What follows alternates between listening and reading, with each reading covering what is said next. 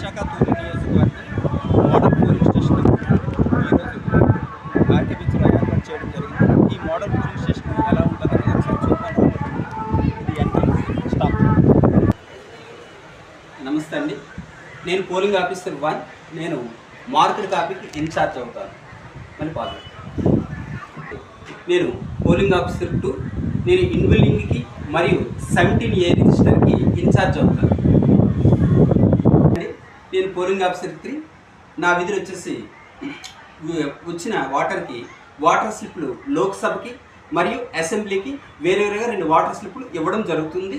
మరియు రెండో polling officer ఏదైతే ఈ చేతికి ఇన్బిల్లింగ్కి అప్లై చేశాడో అది సరిగా ఉందా లేదా అనేది చెక్ చేస్తాను. అండి, నా పేరు పోలింగ్ ఆఫీసర్ 4. నా విధులు వచ్చేసి పార్లమెంట్ నియోజకవర్గ కంట్రోల్ యూనిట్కి ఇన్ఛార్జ్ అవుతాను. నేను ఇక్కడ ఏం చేస్తానంటే వచ్చిన ప్రతి వ్యక్తికి బ్యాలెట్ ఇస్తాను, కంపార్ట్మెంట్లోకి వెళ్ళమంటాను.